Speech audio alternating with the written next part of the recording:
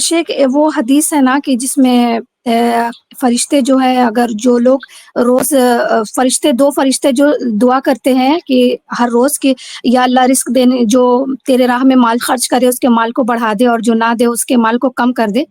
تو شیخ اس کا تعلق کیا روز کے اذکار سے؟ مطلب کہ اب تو فرشتے تو روز دعا کر رہے تو کیا اگر ہم نہ دے تو پھر ان کے بد دعا میں ہم شامل ہو جائیں گے کیا؟ اس کی تھوڑا مفہوم کو اس کو تھوڑا پلیز سمجھا دیجیے. تو جی بالکل ابھی اس حدیث کا مفہوم یہ ہے کہ جو اپنے مال کو کار خیر میں نہ خرچ کر کے بخیلی کرتا ہے یا اپنے مال کو حرام چیزوں میں خرچ کرتا ہے اس پر فرشتوں کی بد دعا ہوتی ہے کہ اللہ رب العالمین اس کے مال کو گھٹا دے.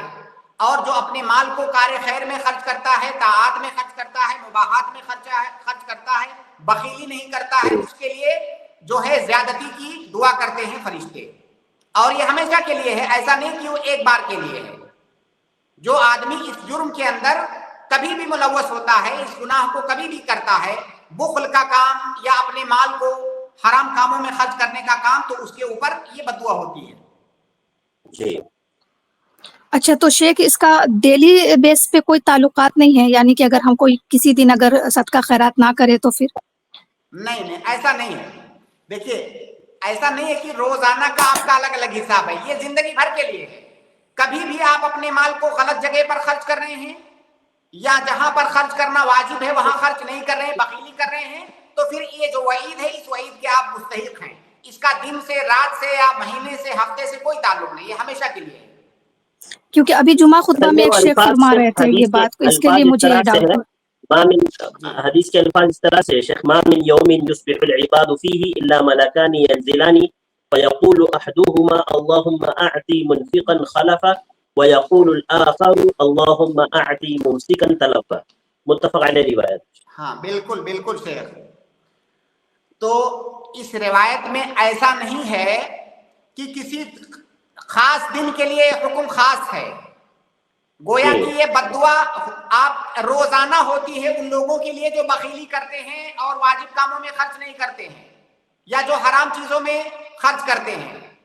یہ ہمیشہ کے لیے ہے. گویا کہ یہ چیز کنٹینیو ہوتی رہتی ہے. تو وہی چیز تو حدیث کے اندر بھی بیان ہے.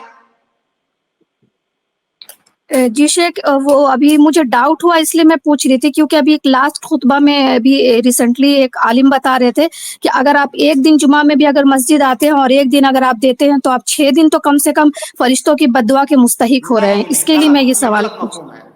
یہ غلط مفہوم ہے، بالکل غلط مفہوم ہے. دیکھیے مان لیجئے، فرض کیجئے صبح آپ نے اپنے مال کو کسی اچھی جگہ پر خرچ کیا، آپ کو انشاءاللہ اس کا اجر ملے گا، ٹھیک ہے. اب دوپہر میں کوئی ایسی جگہ جہاں پر خرچ کرنا واجب تھا آپ کے اوپر اور آپ نے نہیں خرچ کیا، یا اپنے مال کو کسی حرام کام میں خرچ کیا، تو صبح جب آپ نے کیا تھا تو آپ اس دعا کے مستحق ٹھہرے تھے جو اس حدیث کے اندر ہے.